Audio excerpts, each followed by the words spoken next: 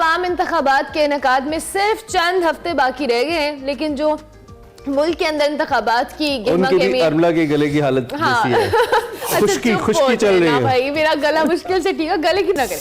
इंतखाबात की वो गहमा गहमी जो नजर आती है वो हम बार बार बात करें नजर नहीं आ रही। गुज़िश्ता इंतखाबात में भी जो हमने देखी थी, बड़ी पॉलिटिकल पार्टीज की बात की जाए तो अभी तक उनकी तरफ से उम्मीदवारों की फहरिस्त ही नहीं जारी की जा सकी, बल्कि अगर मुस्लिम लीग नून और तहरीक इंसाफ की बात करें तो उनकी इंतखाबी मुहिम भी अभी तक शुरू नहीं हुई। हाँ, अगर पीपल्स पार्टी के हवाले से हम बात करें तो उस मामले काफी एक्टिव नजर आती है। कल जाती उम्रा के वर्कर कन्वेंशन में न सिर्फ पीपल्स पार्टी का 10 निकाती मंशूर सामने आया, बल्कि पार्टी की तरफ से बिलावल भुट्टो के बतौर उम्मीदवार वजीर आजम की तौसीक भी की गई है। ऐसे में पीपल्स पार्टी न सिर्फ इंतखाबात के लिए भरपूर तैयारियां करती नजर आ रही है, बल्कि कॉन्फिडेंट भी नजर आ रही है। लेकिन दूसरी जानिब अगर बात की जाए और सवाल यहाँ पे ये उठता है कि सूरत हाल में बाकी पार्टीज कहाँ हैं। तहरीक इंसाफ वो तो बल्ले के निशान की वजह से कानूनी मुश्किलात का शिकार नजर आ रही है, लेकिन मुस्लिम लीग नून जिन्हें किंग पार्टी भी कहा जा रहा है, वो टिकटों की तकसीम पर अपने इख्तलाफात क्यों नहीं खत्म कर पा रही? ये एक बड़ा सवाल है। यूजुअली होता है बड़ी पार्टीज में, और खास तौर पे जब एक पार्टी को लग रहा हो कि जी वो इंतखाब में आने वाली है, लेकिन यहाँ पे मामला थोड़ा सा संगीन है और इसकी बड़ी वजह वो हल्काबंदियां भी हैं जो यहाँ, उसमें बड़ा एक मसला पैदा हो गया। खैर जी, कल एक और बड़ी खबर ये भी सुनने को मिली कि नून लीग ने जो टिकटों की तकसीम है इसमें लाहौर से अहम रहनुमाओं को टिकट ना देने का फैसला किया, जो माजी में इन नशस्तों से इंतखाबात लड़ते रहे हैं। इंतखाबात के बिल्कुल करीब आकर इस तरह के गैर रिवायती फैसले, और अब तक नून लीग अपना मंशूर भी उस तरीके से सामने नहीं लाई, अवाम के पास भी नहीं गई अभी। ओबियसली उन्होंने अवामी जलसे शुरू नहीं किए। पार्टी के लिए क्या रोल प्ले कर सकते हैं? Would it be damaging for the party, या फिर it's just a part of their strategy, और maybe they are that much confident that they don't need to do this all? ये भी हो सकता है, ये भी हो सकता है। हमारे साथ सलमान आबिद साहब सीनियर तजियाकार मौजूद हैं, उनसे बात करते हैं। और खांसी ने उनका भी साथ नहीं छोड़ा, साथ साथ चल रहा है। So this is with all of us in Lahore. Abid sahab क्या हाल है? आप सुनाइए जी, कैसे हैं? मतलब सही है, स्मोक जो है ना वो अपने रंग दिखा रही है हम सबको। जैसे आपने कहा ना कि पूरा शहर उसमें यरगमाल है, ऐसे ही है, उसी शहर के बासी हैं। हम उसी शहर के बासी हैं। सर, प्लीज प्लीज सलमान साहब, ये जो अभी हम पॉलिटिकल पार्टीज के हवाले से बात करें, तहरीक इंसाफ के तो कानूनी मामलात हम सबके सामने हैं। पीपल्स पार्टी ने कल बड़ा इंपॉर्टेंट वर्कर कन्वेंशन से बिलावल ने कल अपना एक 10 निकाती मंशूर भी रखा और सारी चीजें। ये नून लीग की सारी सूरत हाल में इमरान का जो आखिरी पॉइंट था बड़ा इंटरेस्टिंग था कि वाकई उनको लगता है कि उन्हें इन सब इंतखाबी मुहिम की ज़रूरत ही नहीं, वो ऑलरेडी इतने पॉपुलर है। देखिए, 2024 का जो इंतखाब है, इसका अगर एक जायज़ा लिया जाए 2018 के इंतखाबात से, तो एक बुनियादी फ़र्क है। उस वक़्त नवाज शरीफ साहब नाहिल थे, आज इमरान खान साहब नाहिली के साथ आगे बढ़ रहे हैं। देखिए, मैं बिलावल से ज्यादा ना आसिफ अली जरदारी को अहमियत देता हूँ। जब आसिफ अली जरदारी PMLN पे तनकीद करेंगे ना तो फिर जरा बात बनेगी। बिलावल साहब जो कल साउथ पंजाब बिलावल साहब के बारे में तो उनके वालिद ने खुद कह दिया बच्चा भी मैच्योर है, तो मैं उस पर क्या बात करूँ। लेकिन एक बात मैं आपको बताऊँ कि हमारे यहाँ इलेक्शन जो है ना मैनिफेस्टोज पे नहीं होते, इंतखाबी मंशूर पे नहीं होती, ये जज्बाती नारे होते हैं। हर जमात लगाती है, इमरान खान ने भी लगाए, पीपल्स पार्टी भी लगाती है, PMLN भी लगाती है।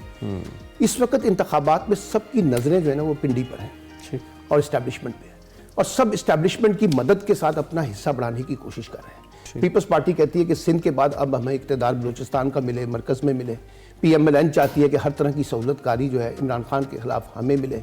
अब इमरान खान के लोग भी कहते हैं जी हमारा तो इस्टेब्लिशमेंट से कोई टकराव नहीं है। मुस्लिम लीग काफ भी कहती है, तो ये UI भी कहती है। तो सारी सियासी जमातें जो हैं वो वोटर से ज्यादा इस्टेब्लिशमेंट की तरफ देख रही हैं, और वो समझती हैं कि ताकत का मरकज क्योंकि वो है, अगर हमें वहां से कोई रिलीफ मिल जाए तो हम ज्यादा खुशनुदी के साथ, ज्यादा ताबेदारी के साथ आपके साथ इक़्तिदार की शराकत में शरीक होने के लिए तैयार हैं। अब आपने बिलावल की बात की, लेकिन जरदारी साहब का तो पूरा निशाना जो है इस वक्त इस्टेब्लिशमेंट पे है, और इस्टेब्लिशमेंट के साथ मिलकर वो बड़े कंफर्ट है इस वक्त। और बिलावल साहब जो फुलझड़ियां छोड़ रहे हैं PMLN के कॉन्टेक्स्ट में, वो एक इंतखाबी मुहिम का हिस्सा होता है। अभी देखिए ना, ये जिस हुकूमत पे तनकीद कर रहे हैं, और जितना कल उन्होंने तनकीद की है लाहौर में, ये उस हुकूमत के वजीर खारजा थे, खारजा रहे हैं। और तो ये वैसे आप अपने ऊपर भी तनकीद करें ना कि आपके होने से वहां हुकूमत में क्या फर्क जी। दो इनके मुख्तलिफ उम्मीदवारान भी अपने इलाकों में कैंपेन करके शहबाज शरीफ को बुरा कह रहे हैं, जो खुद गुजरा थे अभी।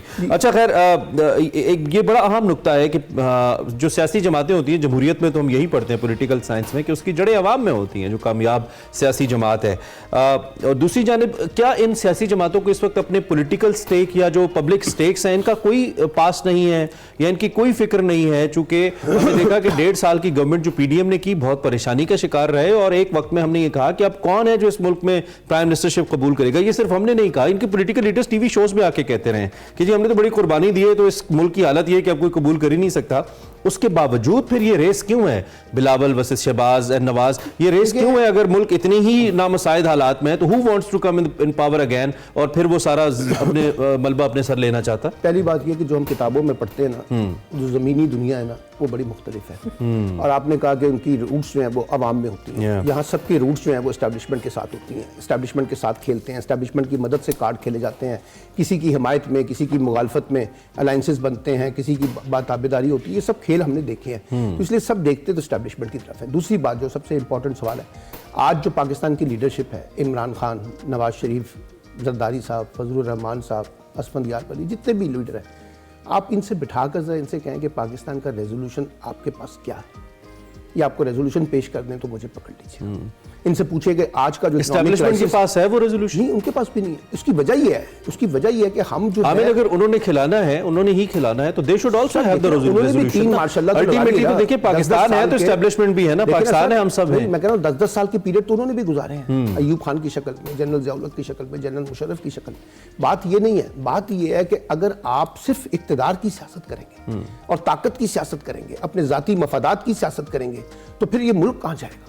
इस वक्त जो पाकिस्तान की सियासत है, ये सारी जातियात के ऊपर, खानदान के ऊपर चल रही है। अब आप देखें ना, टिकटों की तकसीम को देखें ना, जरा उठा के देखें, सारी की सारी टिकटें खानदान में बटी हैं, और रिजर्व सीटें जो औरतों की हैं वो भी सब खानदान के अंदर बटी हैं। तो अगर आपकी ये जमहूरियत है और आप अपने खानदान को सिक्योर करना चाहते हैं, अपनी पॉलिटिकल पार्टी को सिक्योर नहीं करना चाहते, आप अपनी फैमिली को सिक्योर करना चाहते हैं, आप उनके बिजनेस इंटरेस्ट को सिक्योर करना चाहते हैं, तो फिर पॉलिटिक्स कहां रह गई? मुझे बताइए ना, आज जो बिजली का क्राइसिस है, जो गैस का क्राइसिस है, जो बेरोजगारी है, जो बदहाली है, जो सियासी इंतशार है, जो इदारे कहां पहुंच गए।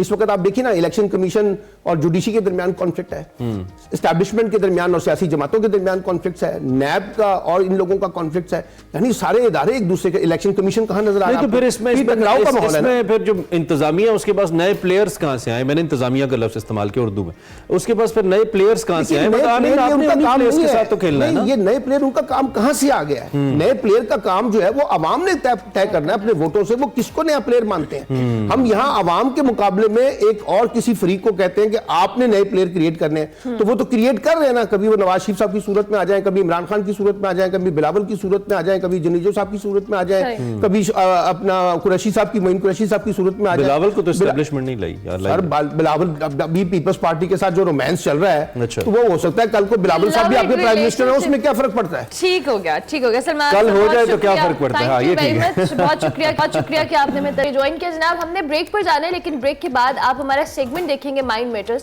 जिसमें वकार अहमद मलिक और फेरा फैज आज बड़े इंपॉर्टेंट टॉपिक पे बात करें कि इलेक्शन में आप वोट किसे दें और किन बातों को मलूज़े खाते रखें। हम जाते हैं ब्रेक पे, आप देखिए हमारा सेगमेंट।